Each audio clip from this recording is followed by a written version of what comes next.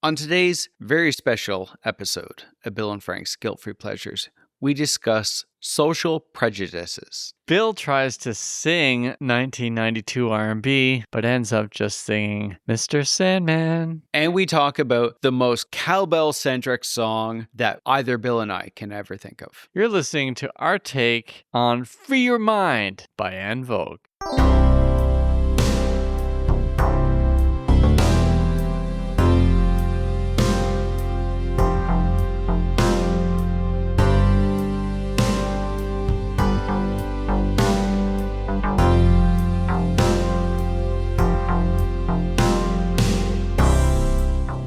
Podcast? We got a song to do. Want to hear it? Here we go. What I loved about that was it wasn't an impression so much. It was a really anxious sort of, I have to do an impression, so I'm just going to blurt this out. It was more of an homage, really nervously, and I was trying to make it up as I went. It was pretty good for making it up as you went. Well, thank you very much. That was me doing David Allen Greer's Calhoun Tubbs, which was referenced in En Vogue's Free Your Mind, the song that we're going to cover today. Free your mind and the rest will follow. Be colorblind, don't be so shallow. Free your mind and the rest will follow. Be colorblind, don't be so shallow. Free your mind and the rest. I was so glad to see that you picked En Vogue for this week's episode. I also think you're really glad that I actually picked a song because it was getting late in the week and I hadn't decided or even thought about what song we're going to cover this week. It was very late, but that was okay because, I was deep into editing. Yeah. En Vogue is a major, major band from the 90s. Their run in the early 90s, well, through the 90s, they're one of the top-selling R&B groups from the 90s.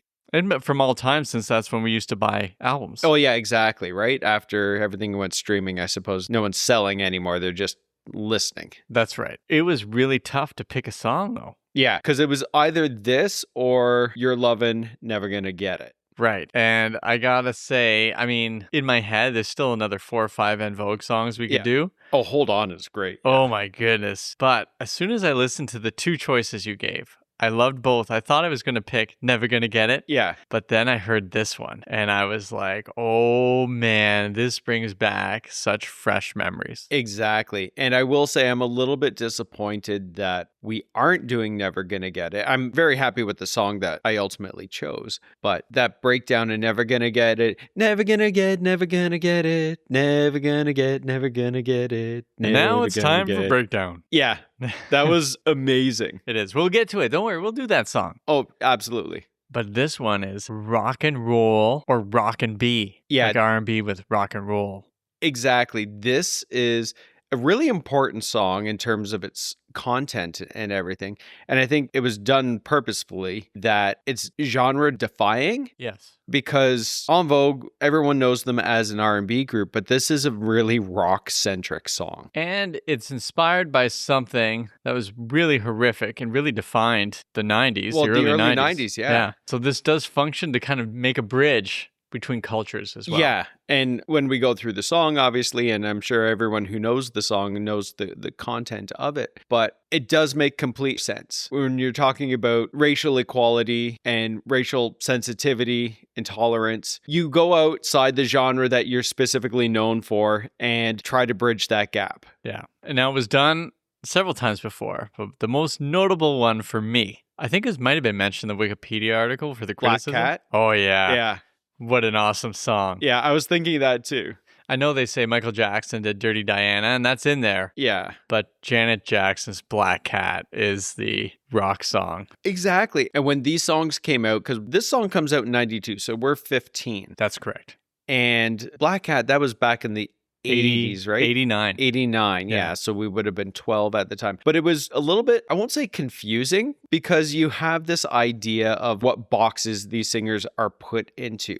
And this is the only type of songs that they can do. But they defy the expectations that you put on this band. Totally. It's really refreshing. Yeah, and I mean, thinking about En Vogue, so if we were to go back to the band here, and we'll go through their history soon enough, but that first album, Born to Sing, comes out in 1990. 1990, yep. It has a ton of hits on it. First one is Hold On. Yeah. And you think about them, and it goes to Don't Let Go as the fourth one, which is huge. I remember That's that an well. amazing song. I love it. So you have a definite idea about En Vogue. And even the first two singles from this album still kind of maintain that. Yeah. And then this comes out, and I remember being like, whoa, is this like Lenny Kravitz? What am I hearing? Yeah, exactly. And this is a massive shock unless you already bought the album. Right.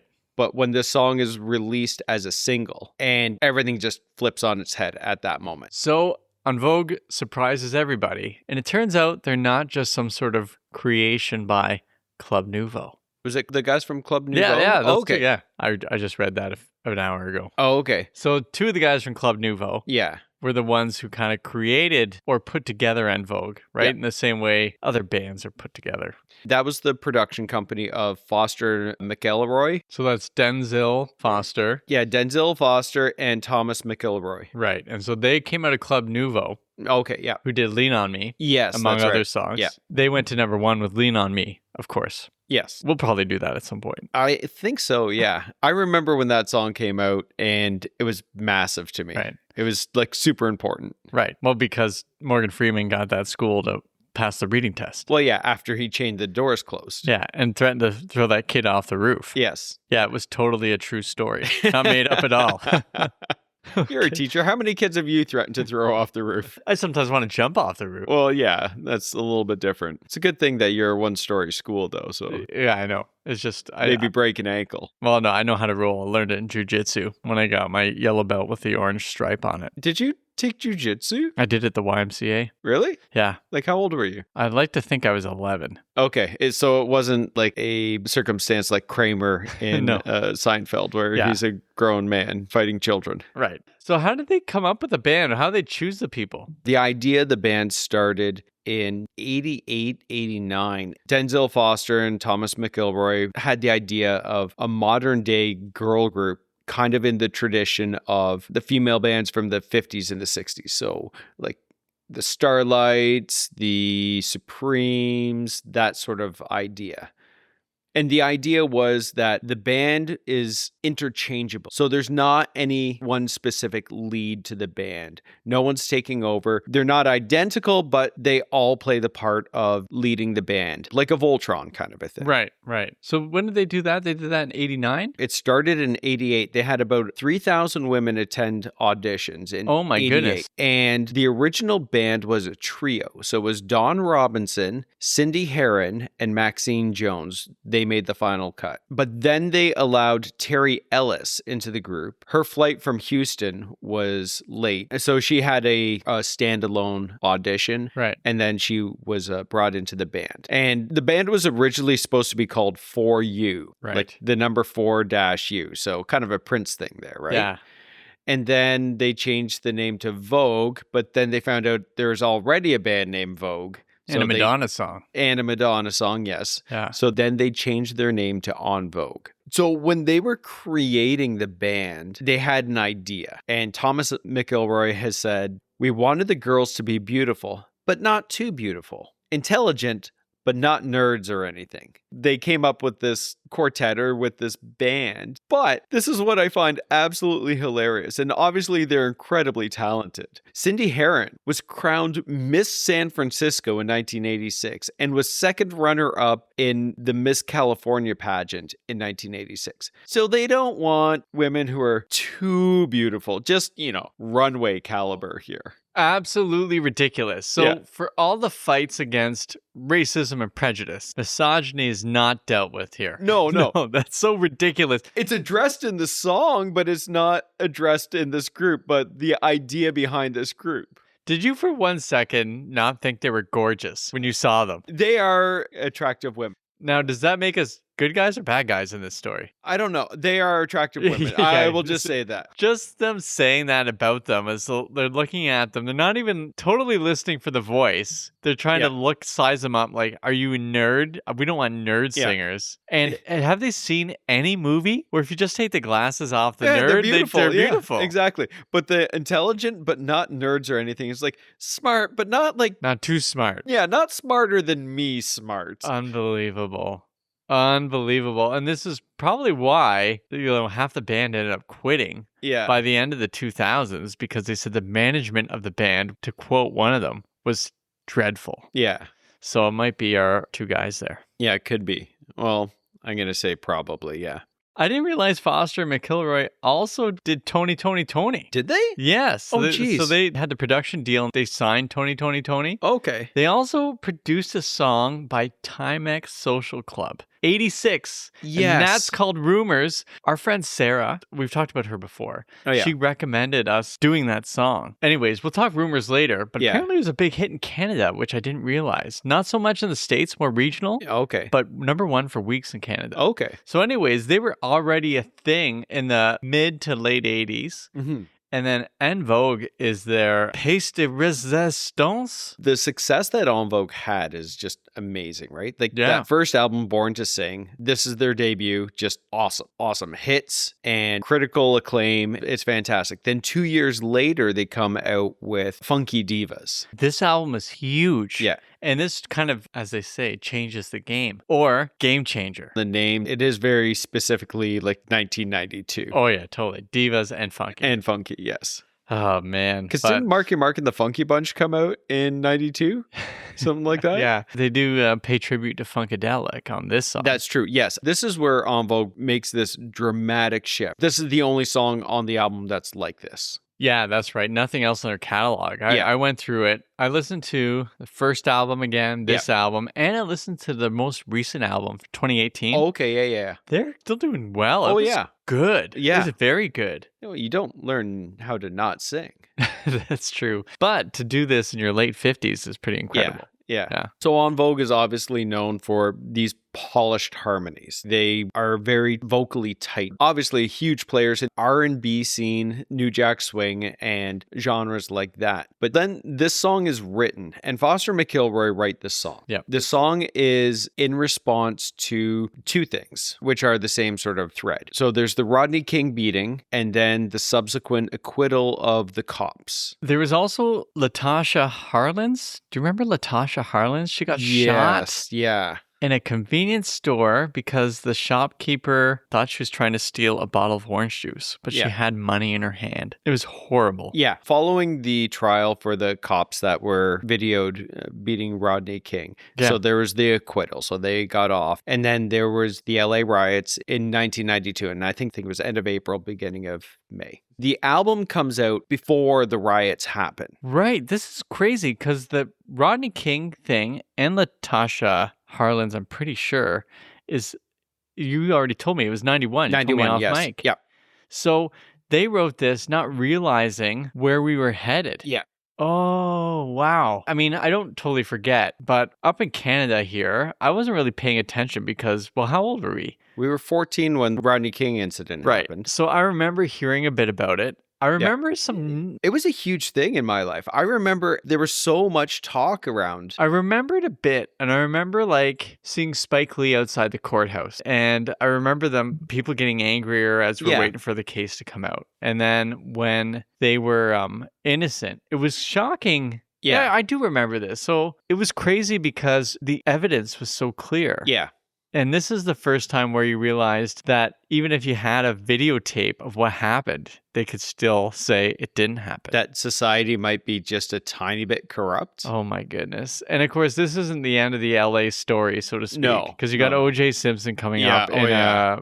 2 years, I think. Yes. Oh my goodness. Foster and McIlroy write this song, and my understanding now, just going through the timeline a little bit here, is that it must have been written in response to the beatings. That's right. And it came out after the riots in LA. The message is just incredibly important. Still resonates now. Oh, very much so. Yes. Oh, yeah. Considering what things are going on at the moment. Yep. Frank, we don't get political here. Well, by not being political, are we not making a political choice there, Bill? Okay. We do get political here. We get very political yeah. here. And so, I was the one who said it. It still resonates today. Yes. Oh, yeah. That's Yeah. right. Okay. I was just the one that doubled down on it. Yeah. No, but you're correct. It must be exhausting. Yeah. To see things not change. Yeah. Oh, absolutely. And we're going to address the elephant in the room here, that we're coming from a particular point of view where we haven't had to endure a lot of the hardships that That's right. other people have. Also, I thought you were referencing the elephant you actually have in the room, but you have one of those little Canadian elephants that they grow up north. I think you're talking about the house hippos. Do you remember that Are there little really, thing? Are there really house hippos? No, there's not house hippos, Bill. It's your house elephant. I was like, that's not true. There's no such thing as a house hippo, which is the ultimate joke on non-Canadian lists. So anyways, they write this song. It's not about hippos or elephants, but it's about racial tolerance. And not just racial tolerance. They're talking about a lot of different social issues that really need to be addressed. And I think in the early 90s, we were finally starting to take stock and talk about these things, these stereotypes and Right. judgments that general society was probably making. Yeah, it's a long journey. Yeah, exactly. So when they write the song, they take the title and a bit of the chorus, and it's obviously inspired from the Parliament Funkadelic. Do you know the Funkadelic song? Have you heard it? I know that I have, but I can't recall Free it off your the top. mind and your ass will follow. And that's incorrectly attributed to this song as well. People think it's free your mind and your ass will follow, Right. but it's The rest. the rest will follow. They say a big part of George Clinton's life was getting back to that first LSD trip. Yeah. I was reading that, I'm like, okay, I guess that's what the free your mind is for him. But this one Exactly, is yeah. like, let's get away from racism. And he was, More expanding his mental horizons. he was Yeah. more interested in Lucy in the Sky with diamonds. Next, I would like to talk about Calhoun Tubbs. I would like to talk about In Living Color. Yeah. In Living Color hasn't aged as well as En Vogue has. Totally. Now, I, of course, go back to In Living Color every now and then. Yeah. But the jokes, and this is something about comedy too, that it's never meant to age well. It's offensive in a way for its time, but it's super offensive going backwards and looking Yeah. at Oh, it. yeah, for sure. Yeah. And In Living Color has, it's a part of its time, and there are elements in it that are like, whoa, that's some pretty awful stuff. But it was a huge part of the culture at the time. Yeah. And Yeah. there's some good, there's some great stuff in there. Yeah. But, Well, that's what gave us Jim Carrey. yeah. And Scary Movie. That's right. Yeah. And Calhoun Tubbs was, I know all those characters. I watched it all the time, but Calhoun Tubbs, it is kind of funny I watched a bunch of his videos Yeah. where he was at a funeral for a blues player. Yeah. And then every song he made offended everybody in the audience. Yeah.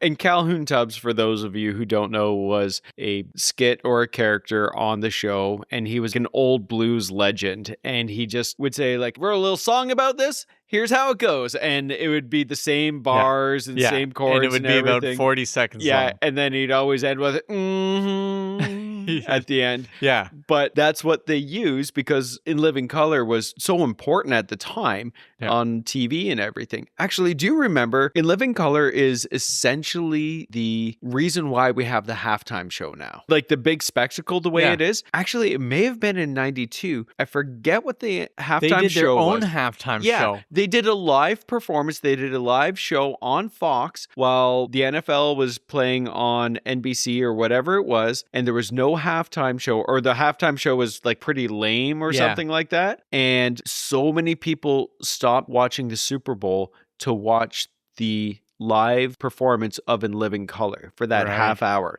And then the next year, the NFL comes out, and that's the year Michael Jackson was the halftime and that show. changes the Yeah. game. Now, what about when The Rock fought Mankind on the halftime show on WWE? Did that happen? Yeah, and Mankind re-won his belt. Yeah, I don't think that had the same effect. Fair enough. I'm sorry I brought that up. I'm genuinely sorry I brought that up. This leads us to the opening of the song, and for someone who doesn't get the joke here, we'll play a little clip of Calhoun Tubbs here. I'm sure we Yeah. won't get in trouble for it, right, Frank? Yeah, exactly. My name is Calhoun Tubbs, known to my friends as Hard Fingers. See, that's because back in 1947, I once played the guitar for over 36 hours straight, for no reason at all. That's right. I wrote a song about it, like the kid, here it go. I play guitar for 36 hours, for no reason at all. Thank you very much. And now let's play the opening to this song. Prejudice. Wrote a song about it. Like to hear it? Here it go. Free your mind.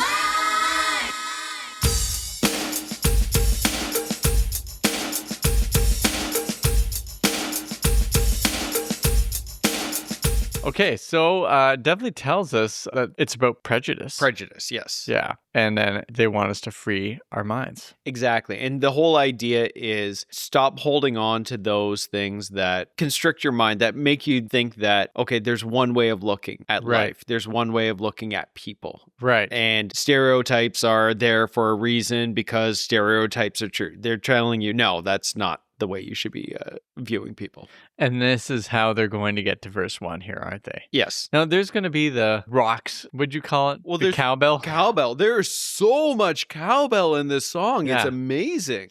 Yeah, because dun, dun, dun, dun. Okay. Yeah, so- that's the main percussion, basically. I feel that Will Ferrell's skit of Don't Fear the Reaper would have actually been better if it was him in En Vogue, like playing this song. Yeah. Okay, let's get to verse 1. You Yes. ready? And I'm just going to name... How are we going to do this? Should we talk about each little bit and then play it, or just talk about the whole thing, then play the whole thing? I think we read through the thing, then play the thing. Okay, so Cindy's going to start us off. Okay. I wear tight clothing, high-heeled shoes. It doesn't mean that I'm a prostitute.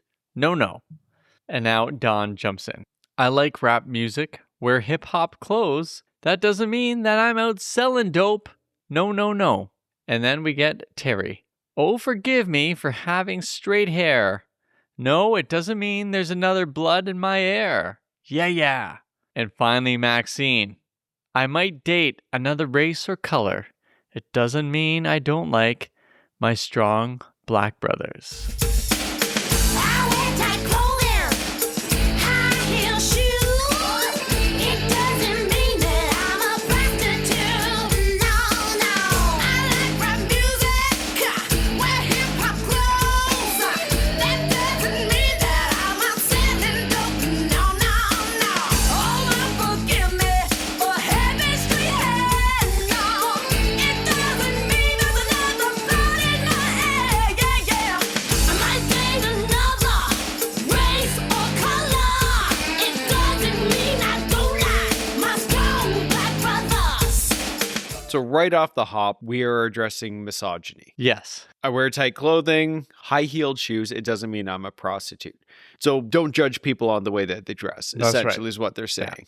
And when they start the singing, it's growly angry. Yes. Ah. Exactly. And that's the thing that really is shocking, I think, for a lot of people, is because En Vogue has these beautiful harmonies and they actually show up in the song still. Yeah. But this is a shout. It's a proclamation. This is anger and this needs to be heard. Right. And so next is about the racism. I Yeah. like rap music and wear hip hop clothes. That doesn't mean I'm out selling dope, right? Yeah, because in the early 90s, rap was still new and it was still dangerous because people didn't understand it.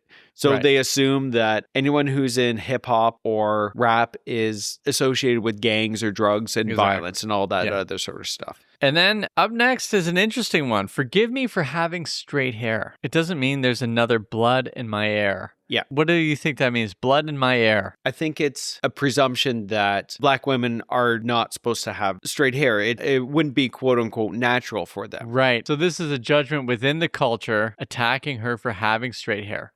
Could be, yeah. Yeah. I mean, Blood in my air is HEIR. yeah, so it's kind of sets up for that next line there where they're talking Right. about interracial relationships. Right, I And getcha. in the 80s and 90s, and we talked about this before, interracial relationships were such a huge thing. Right. When I say a huge thing, it was made a way bigger deal than it should have been. It was a huge deal. Yeah. I feel, at least, I don't know. I mean, in the city we grew up in, it was talked about. Yeah. At least I know our playground stuff. So we're still, when we hear this, immediately we're 14 or 13 or 15, whatever. Yeah. But this is what we're hearing, all the things we'd hear from other people, and they'd spout off, the racist things they learned or that they somehow took in. Yeah, exactly. But then, yeah, you're right. This next line comes in there. There's also, before we get to that line, the idea that your blood is different Yeah. is not true. And so the idea of race and color are, in a sense, construct. Yeah. That it matters in any sort of way. But these people still,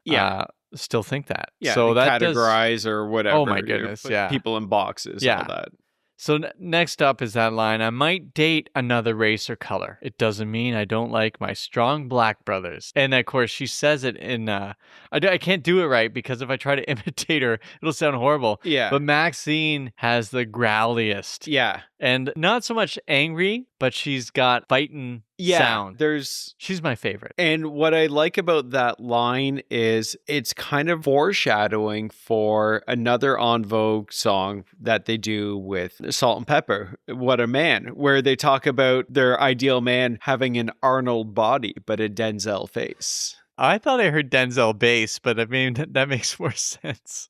Okay, so that was a misheard lyric. I don't know. Well, Denzel Washington has a notoriously attractive face because of the symmetry. He's a very attractive man. But we're not talking about that song. We will talk about that song maybe at some point. I think maybe, yeah. A little too sexy, though, for me, to be honest. Oh, okay. I can't hear this song without seeing the video. We'll get to the video, but I love that line. I don't want to give away my joy thing. Yeah, okay. But this would be in the running. Yes. I love that line. It doesn't mean I don't like my strong black brothers. So they're kind of bringing it all back around, right? Like, here's who I am. Yeah. And if I date someone that's of a different race, it's fine. It doesn't matter. This is the thing that they're talking about things. These shouldn't even be issues. But 92, they were big issues. Yeah. And unfortunately, in 2026, there's still issues. It's a little bit sad, but through the context of history, it's like, yeah, what was the big deal about all this stuff? Yeah, and there's an attempt sometimes in my own head to erase what I heard from other people. Yeah. Yeah, oh There's yeah. some wild things. We've talked about that before, but I hear it in my head sometimes like, oh my goodness, I can't believe that came up. Or this is the way we thought, right? Yeah. Like this is acceptable back Yeah, then. it was just normal. Yeah. Okay, well, moving on. Frank? Moving on. So the pre-chorus, which is lovely. Oh yeah. This is where we get their harmonies, Oh, right? my Which goodness. is just amazing. They gave us this growly, strong, ready to fight voice. Yes. And then suddenly you hear, just like that, right? Exactly like that. But you're absolutely right. This is a fight song. Yeah. Like, Yeah. maybe not physically, but I am going to pick a fight with you, and this is going to be uncomfortable. Good call. So the pre-chorus, we got their does, followed by why oh why must it be this way? Does. Before you can read me, you gotta learn how to see me, I said. Okay, can we do the audience a favor and actually just play that section so people don't have that in their head or bop for some reason? Yeah, I think I'm doing Mr. Sandman. I which think is you are too. inevitable in my attempts to like, hey, let's do hip hop, Mr. Sandman. Bring me a dream. Do-do-do-do. Make him the sweetest that I've ever seen. Are we doing that for an episode? We Okay, all might right. have Let's to. okay.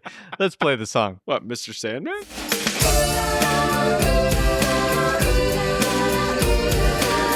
Why, oh why must it be this way?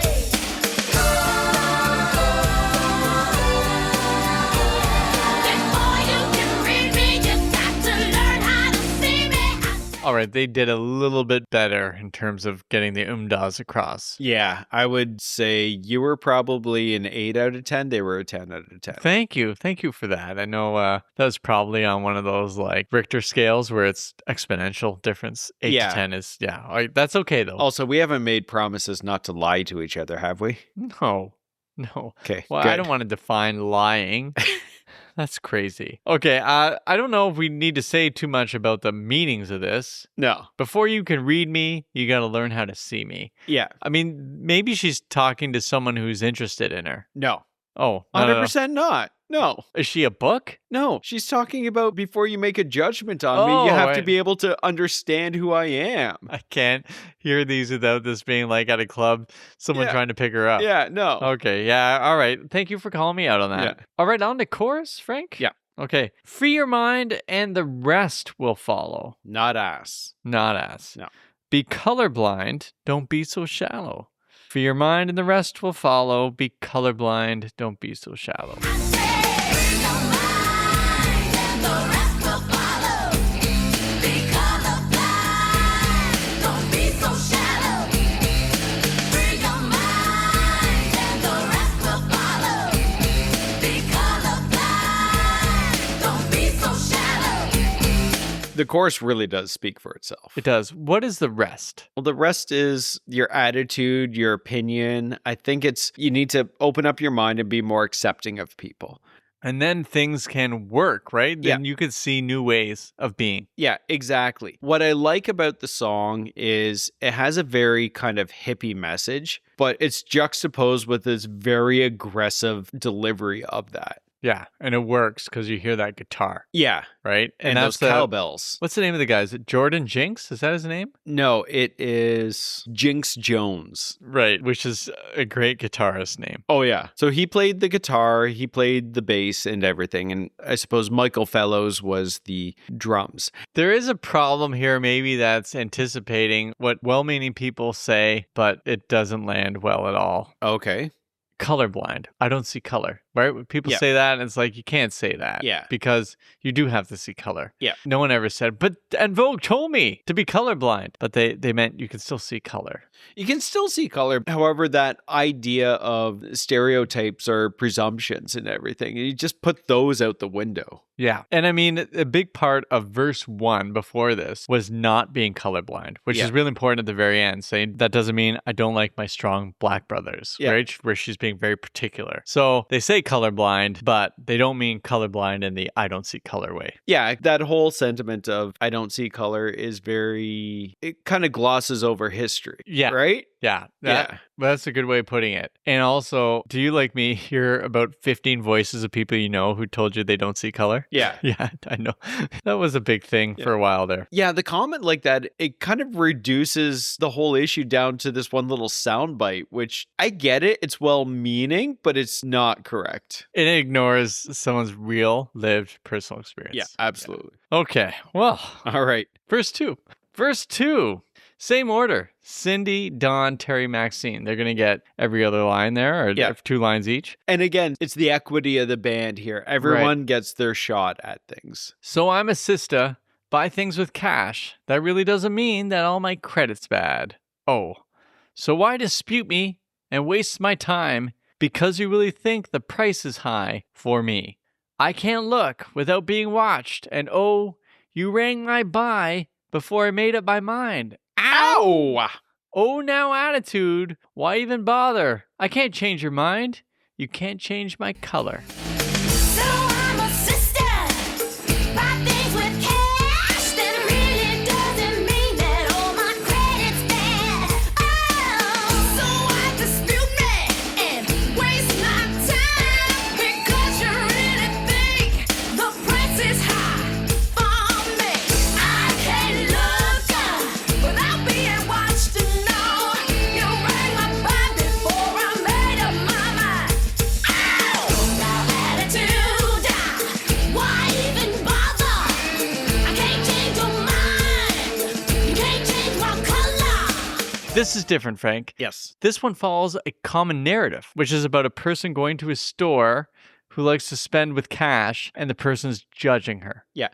I will say, though, the first lines that are sung by Cindy Heron. So I'm a sister, buy things with cash.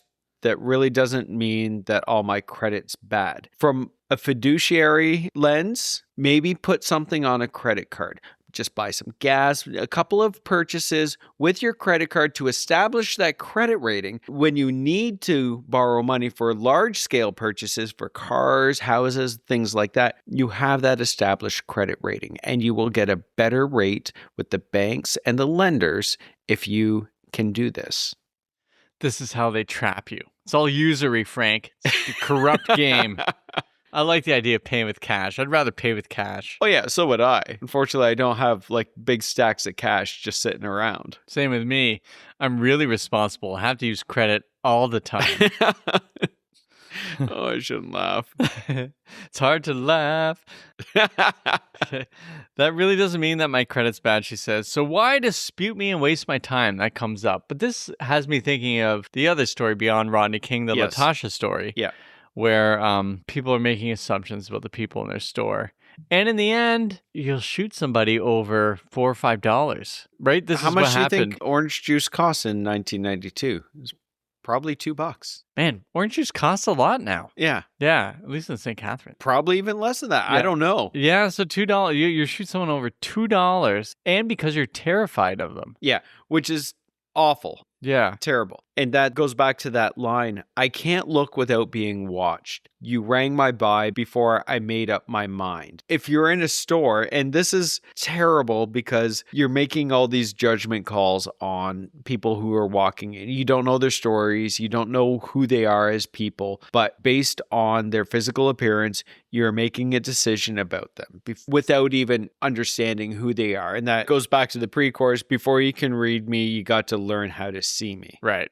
And the end of verse 2 is kind of like giving up on this. Like, why Yeah. even bother? I can't change your mind. Can't change my color. I keep thinking of the colorblind reference. Yeah. But also, like, I can't change how I look. You're going to do this. And so sometimes you gotta move past it, rise Yeah. above it, whatever, but also live with this garbage Yeah. every day. Which is terrible that people have to live with these unfair thoughts or unfair judgments that Yeah. are cast upon them. All right, so Frank, we're going to go pre-chorus again with the does. As I like to say, I'm kind of proud of coining the line of the does. Can we play it again just so All right, everyone... just to cleanse the palate? A bit of a Yes. sorbet for the soul? Yes.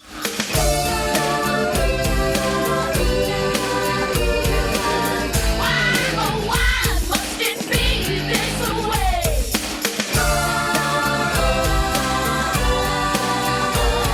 Before you can read me, you got to learn how to see me. I say, free your mind, and the rest will follow. I have to admit, like, this is a long song on the LP, and that's what you'd hear on streaming now. Yeah. So it's almost 5 minutes. It's too long for me. Okay. I don't know for you. I don't judge songs based on time. yeah, okay.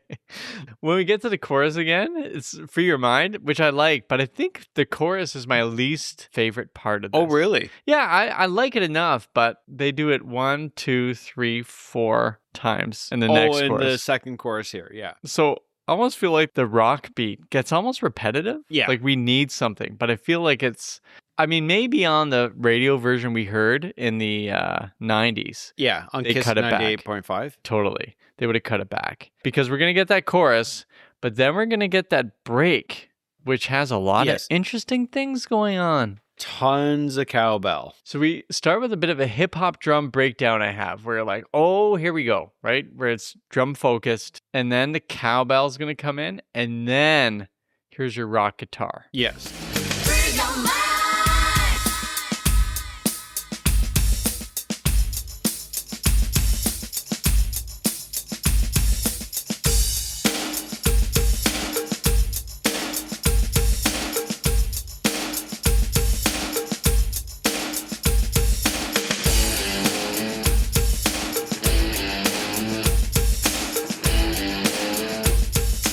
I mean, it's a really long break as well, because while we were listening to it, you said, this is a long song. There's a version that's 4 minutes and 10 seconds, but then the album version is almost 5 minutes, 4:50. Right. But even the 4:10 version, it's long. But this instrumental break is amazing because I have a thing for cowbell. It goes even before the whole Will Ferrell skit, if I can claim that on my life. Yeah. Bung, bung, bung, bung, bung, bung, bung, bung, bung, Bum, bum. bung, bung, bung, bung, bung, bung, bung, bung. You got it on a bit of a loop there. It does stop at some point. There's a bit of a pause, and then we Yes. get. Na, na, na, na, na, na, na, na, na. Mr. Sandman. Oh, I was feeling I was getting it this time. Well, you felt wrong. Yeah, I did. But I do love that part. My goodness. It's great, isn't it?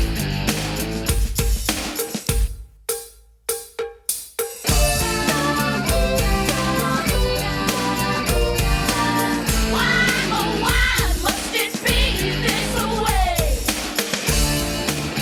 Why oh my must it be this way? And then it's going to take us to chorus again to finish things off. Yeah. They repeat the chorus twice and then they end with, and our friends, the Julies, will love this because there's no fade out. Free your mind.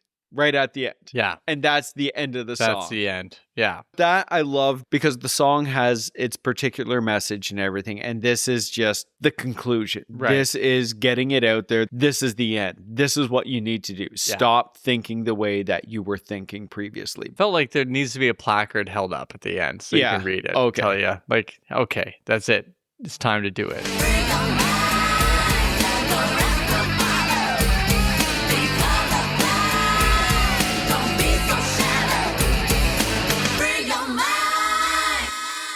Terry Ellis. I got this from the Genius Lyrics, I think. She says, when I'm singing it, we feel like we're delivering a message.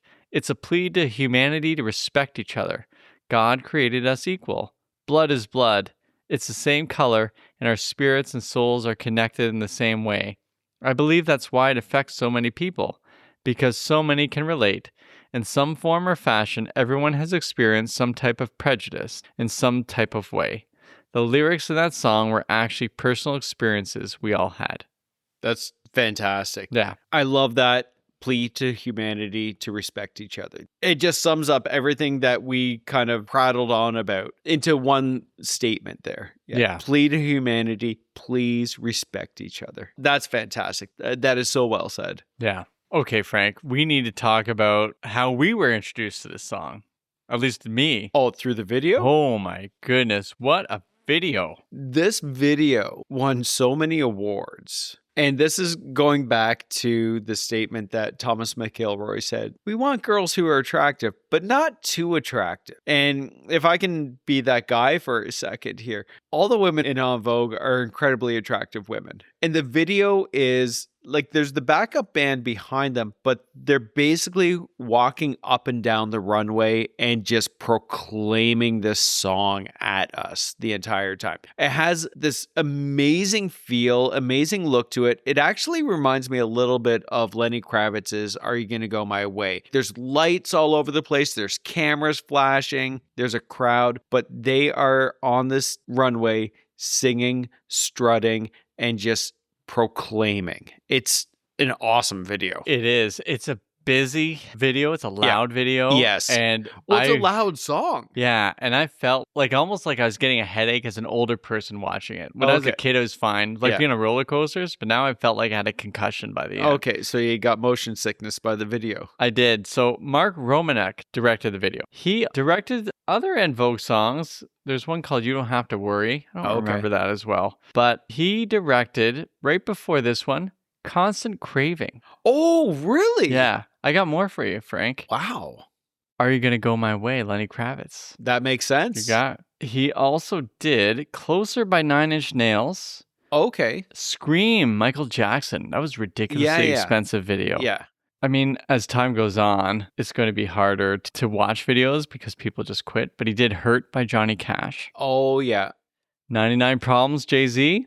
I could keep going on, but it's he did a lot. Well, he's a prolific director, and he did a movie as well. He did 1 hour photo. Oh, yes, with Robin Williams. Yeah. Who had a terrible blonde dye job in that one. Apparently good. I never saw it. Did you? I saw it. It was okay. All right. Thanks for your review. All right, let's talk through the video a bit more. Okay. They come up the catwalk to do their verse. And so you get to see all four of them, especially for that first verse. Yeah. And you get to see each of them in particular, especially the one with straight hair. I remember her grabbing her hair. Yeah. And it helped me understand the lyrics. So sometimes I misheard a lot of lyrics. And that was Terry. Right. I love it. I love they're all coming down. I also remember a young version of myself appreciating the beauty of all the people in the video. It is a great video. It won a bunch of awards. The song won a number of awards. It had a number of nominations. Oh, yeah. I love the song. It's a great song. It didn't do as well as I remember it doing. No, it only peaked at number 8. That's crazy to me. Sorry, I shouldn't say it only peaked at number 8, but it peaked at number 8. I think it should have gone much higher. Right. And I think you're going to be able to let us know about that, aren't you? I might have some information about the top 10. Okay. From October 31st, 1992. Okay, can you bring us a top 10? Like I just mentioned, the song peaked at number 8, October 31st, 1992. Top 10 is as follows. Number 10, Everyday People, Arrested Development. I love that song. You're going to love I a love number of the songs on Okay, this. good, because I love Arrested Development. Yeah. And Everyday People was my favorite for It was a great Arrested- song, Yeah, yeah. I loved Arrested I Development. shouldn't say it was. It still is a great song.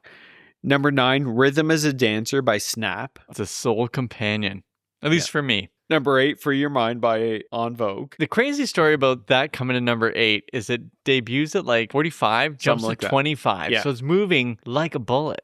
Yeah. And then stops. Okay. Yeah. Well, I want to hear what stops it. Number 7, She's Playing Hard to Get by High Five. Nope. That should not No. be above this song. No, there are a number of songs in the next like 4 or 5 that you're going to say should not be above this That's song. right. I'm going to put on my Judgy McJudgy hat. Yeah, absolutely. Because number 6 is Jump Around by House of Pain. Well, I do like that song. Oh, I though. like the song, but I don't think it's a better song than Free Your Mind. I wonder if that must have gone to number 1. I think it probably did, yeah. Number 5, Erotica, Madonna. I hate that song. It's terrible. I hate that song. Yeah. That's only up that high because of some record shenanigans. There's no way people even bothered listening to that song. Yeah. Boo. Number 4, How Do You Talk to an Angel by The Heights. Well, we did do an episode on it. Exactly. Yeah. All right. It gets a pass. Okay. Now, the rest of these songs, I think you're probably going to agree with. Number 3, I Die Without You, PM Dawn. Oh, the greatest PM Dawn song. It's such an awesome song. I love it. Yeah, I what love a it. song. Okay. Number 2, Sometimes Love Just Ain't Enough by Patti Smythe and Don Henley. It's amazing that it made it that high. I mean, I imagine it peaked at number 2, but that's great. That's such a good song. I love the video too. I love older people songs, even though they're probably 32. I don't know. But I love that type of song, the sort of weathered love song that is in the Linda Ronstadt, Neville, Aaron. I got to get his name right. Just keep going. Aaron Neville? Yeah, that's Yeah, it. okay. Well, you're correct in the sense that it probably never made it to number 1 because the next song was number 1 for 13 consecutive weeks. Oh, I know who this is going to be. And we go to the end of the road, Oh, and I can't let go. it's a natural. You belong to me. I belong to you.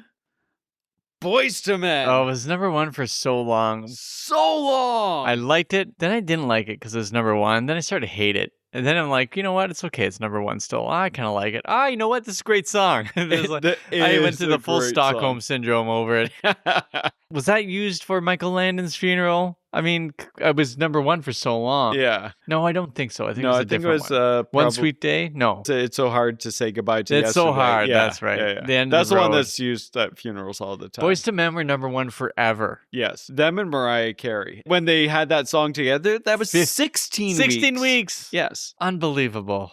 Oh, all right. Well, Yeah. top 10. Wow. I know, right? In honor of the top 10, because it's of its time, Yeah. I want to try to talk about the historical context of Yeah. this. So I got some historical context that takes place around October, November. Okay. Because it's going to peak in October 31st, so I'm going to try to stick to October, November. October 1st, Ross Perot enters the presidential race. Oh, I remember that. Yes. And within like 11 days, they have a debate. And by like November the 3rd November 3rd, Bill Clinton wins the election. Oh, yeah. So it's Okay. kind of a quick turnaround. Yeah, he wasn't in the running for a long time.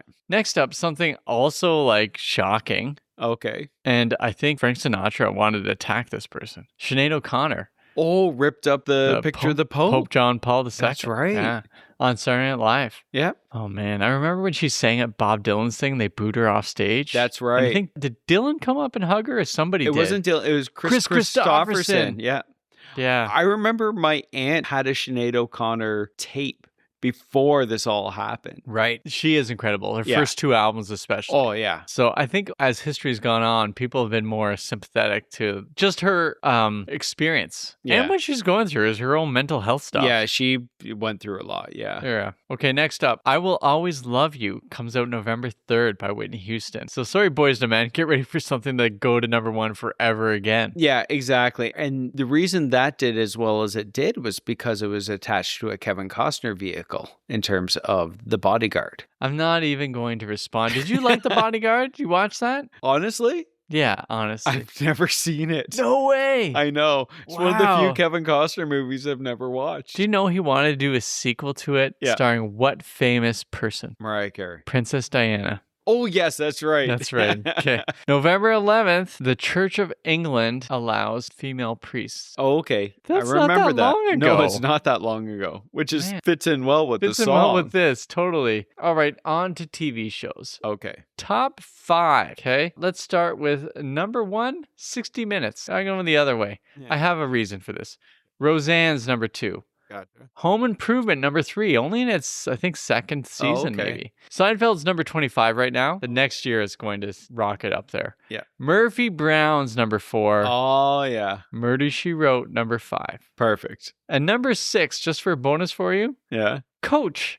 Oh, Craig T. Nelson. Yeah, that was number 6. It was a great show. I liked it. Oh, okay. Jerry Nice. Van Dyke as the lovable Luther. Yeah, that's right. Oh, man. Now, Beverly Hills 90210 in Our Hearts was way higher on the charts. Yeah. I don't know what it ranked. But at that point, Kelly and Dylan had their summer fling during the special summer series. Oh, that's right. And he's still with Brenda, but things are bubbling up. I don't think things are going to last long, especially in November sweeps. No. Okay, movies. Steven Seagal reaches the pinnacle of his career with what movie? Under Siege. You're correct. Quentin Tarantino just released his first movie, so no one's talking about it till it comes out on video. That movie is called? Reservoir Dogs. That's right. And this comes out of, okay, I feel like we're doing one of those shows, right? Yeah, Or where- Taboo or whatever. Yeah. Okay, I'm going to try to imitate this, but actually I'm not going to. I saw it and I didn't like it, so I turned it off. Candyman. Did you watch Candyman? Did it scare you? I didn't see it when it first came out. I saw it probably about 6 years later. Okay. Yeah. Okay. Malcolm X is going to come out the next month. Okay. As is Dracula, the Bram Stoker's, the Francis Ford Coppola. Yeah. And And then- that was amazing because Keanu Reeves was an amazing Jonathan Harker. You know, he just had to hold out, and then people started to realize he's the real deal. All right, one more. November 25th, we're ready to see A Whole New World. Don't you dare close your eyes. That's right, Aladdin comes out. So there you go. There is our historical context. Perfect. A very particular historical context, heavy on the movies and TV. For further context, this is 38 days before my father's 41st birthday. There we go. I was hoping we get some context there. All This right. is how people really anchor themselves Right. in history to when this song came out. Right. Okay. And it also peaked on Halloween. Yeah. All right. Tom Bryan, we talk about a lot for Stereogum. I Yeah. did some deep research Oh, okay. because this didn't hit number 1, so he couldn't write about it, but he did write about it somewhere. Can you guess what he gave this out of 10? Oh, in my mind, it's a 10 out of 10. Yeah. In Tom Bryan's mind, 7? 10. He gave Oh, it a 10. wow. Yep. Oh, fantastic. Tom and I have been at odds on a couple of songs, but okay. Yeah, all right. Good on us. We've really come together on this song. He said the following: En Vogue, stomping, snorting, soul rock howler, free your mind. One of the few racism is bad message songs that draws real blood. Peaked at number 8 behind End of the Road. Why dispute it and waste its time? It's a 10. That is a fantastic synopsis of that song. Right. Okay. Next category. I have versions here. Okay. So I want to do a couple things. One is I want to play the Funkadelic song, just a piece of it. Okay, yeah. Free your mind and your ass will follow. The kingdom of heaven is within. Free your mind and your ass will follow. The kingdom of heaven is within. I mean, it's pretty incredible they were able to get a song out of this. Oh, I know, right? There's not much more to say about that. Yeah, that was tough. It was an experience. I want to play for you Barcelona Gold. Oh, yes, this version. Have you heard it? Yes. Okay. Let's come together, be as one. Mother and father, daughter and son, yeah, yeah. We stand united, apart we fall.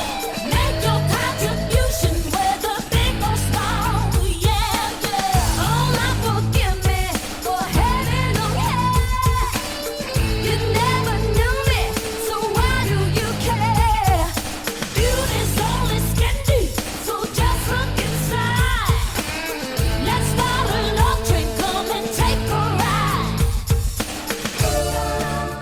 a sanitized version? Yeah. Oh, absolutely. Especially like Olympics or like some sort of McDonald's commercial. Yeah. It's super weird to me because they did a whole bunch of new verses and then spliced in the old thing. Okay, next up for versions, at least for what I have here, I want to play for you a live version. They don't lip sync. And this kind of changes things. It's a big deal for them. And it's in one of the songs on Funky Divas. It's basically I don't lip sync. And so here they are rocking out. I can't look down without being watched too long. You ain't my body before I made up my mind. And I do that. Why even bother? Hey, I can't change your mind now.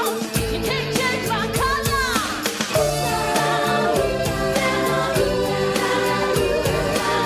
Why, oh why must it be this way? Pretty amazing. They're fantastic. They're the real deal. I mean, this isn't like listening to other bands who are like these creations. They can sing. Yeah. They're like the Il Divo, but before Il Divo. Yeah, They're the they're- En Vogue. Il Divo's the En Vogue for boys. exactly. What's crazy though about the Barcelona song is the song by En Vogue was released in September. So that is released after the Olympics. Oh, you're right. Yeah. Weird. But I think obviously people knew about the song because it was on the album. Right. Okay. I got to get my timing right. All right. Frank, next up, what part of the song brings you joy? Okay, I love the entire song. It's really difficult for me to pick. I really like the das. I like the version you do. I love the version they do. But in verse 2, I can't look without being watched. And oh, you rang my bye before I made up my mind. Ow!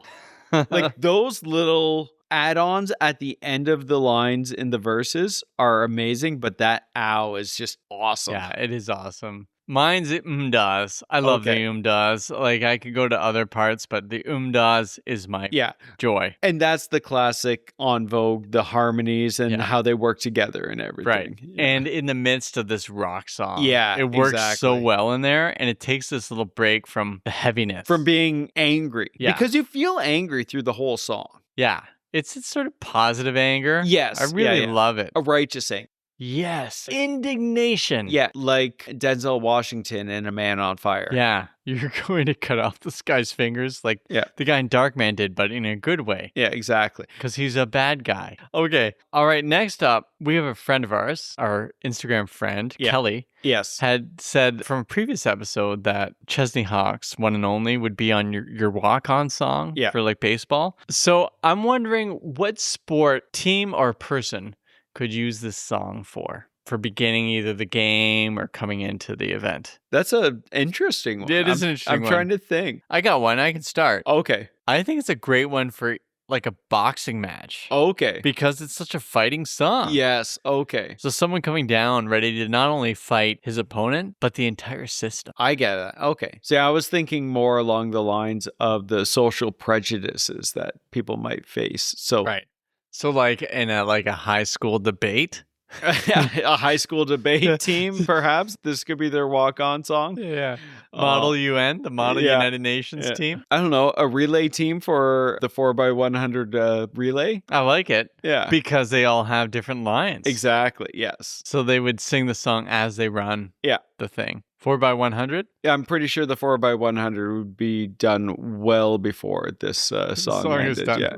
That's true. Very true. Yeah, that would be. Right? How long is a 4x100? So like 36 seconds? You were actually very close because the world record is 36.84. That's insane. That's bonkers. That's all just over 9 seconds. Yeah. That's wild. That was set by the... Is that Jamaican team? The Jamaican team. That was Nesta Carter, Michael Frater, Johan Blake, and Usain Bolt. Oh my goodness. I remember that race. Yeah. And if I do recall, like second place wasn't that far off either. No, it was pretty far off. Okay. Second place was 65 seconds. Yeah. Sorry, when I say it was pretty far off, like a second is massive. Really? Well, yes, a second is almost 10 meters. But even 37 seconds is wild. Yeah. 37 seconds is bonkers for this is 400 crazy. meters. Yeah. Okay. Well, I didn't realize I actually would get that right. Well done. Look at that. Thank you. Do you have a version of the catwalk for yourself? What do you mean? My name's Bill Hauser. Teach math 2. That doesn't mean I'm not Phil Collins, fool. Right? Because I'm a big Phil Collins fan, and people might assume I'm not because I'm a math So teacher. you're telling people to free their minds that you listen to Phil Collins. Phil Collins, but you also listen to En Vogue. Yeah. And you teach math. And I teach math too. So this is kind of like your walk-on music for teaching a class. Yeah. I feel like it's not far removed from, my name's Bill Hazard and I'm here to say. Yeah, okay. I'm rapping here in a serious way. I really need you to introduce yourself to a class that way once. Yeah, give me a couple years so I can at least be ready for retirement. Yeah. Well, I guess I'm the one with the version. Yeah. Yeah, that's fair I enough. don't think I have a version for myself. I'm sorry. Okay, that's fair. Mixtape time, Frank. All right. Did you want to go first or do you want me to go I'll first? go first. Okay. Mine are songs based around the LA riots or Rodney King Okay. and Latasha Harlan. Okay. So my first one is, and I didn't realize this, Killing in the Name of.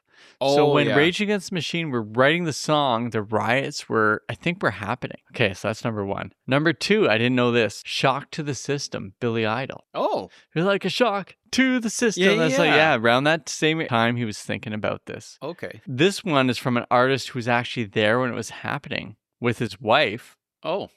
who I can't remember her name, but Black Tie, White Noise, David Bowie. Oh, Na- Iman. Yeah. Yeah. He was yeah. there during the riots. Next, this one was criticized for not really saying much of anything, but they were like, man, things are bad. We're all living on the edge. You can't help yourself. Oh, yeah. Aerosmith. So that was theirs. And then number 5, we're going country. Garth Brooks. We shall be free. That was about the LA riots. Yeah. Okay. There's my 5. Nice. Because for your mind, also around that. All right, Frank, what do you got for us? Okay, my mixtape is going in a less serious direction than what yours was. So it's a genre-defying song, Right. in the sense that En Vogue is known more for their R&B sort of roots.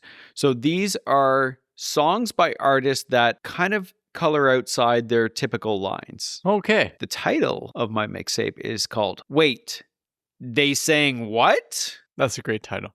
It's not bad. I'm starting it off with Shiny Happy People by REM. I love that song. Oh, I love the song. They go very pop compared know. to their Yeah. indie alternative Yeah. roots, right? But I feel it fits in with Stand. I know people don't like it, Yeah, but people need to relax. exactly. Yeah. Next is Heart of Glass by Blondie. Yeah. Because they were a little more punk before Yeah. they decided to go disco. A little there. more disco. Yeah. Next, I'm going Black Hole Sun by Soundgarden, who Oh, went the yeah. psychedelia route Yeah. as opposed to their grunge roots. Next up is similar to Shiny Happy People, Friday I'm in Love by The Cure. Yes. A Bill and Frank and Kitsch episode. Yeah. And ending it all off with Nothing Else Matters by Metallica, which is their big ballad. Yes, it was. And they love their ballads. And that song was a direct result of Chris Isaac's Wicked Games. Really? Yes, because James Hetfield heard that song and he decided, I need to learn how to sing like that. This doesn't mean we're doing a Metallica song, does it? It doesn't not mean that we're not doing a Metallica song. Oh, boy. I got to free my mind. Well, exactly.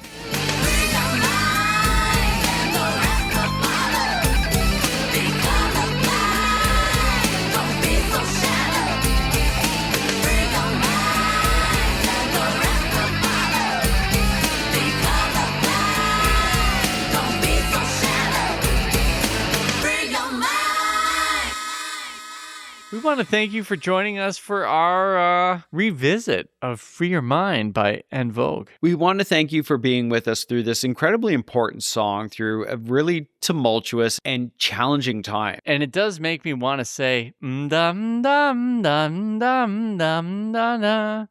Oh, Bill, why, oh, why must it be? You have been listening to Bill and Frank's Guilt-Free Pleasures, and we hope we have freed your mind.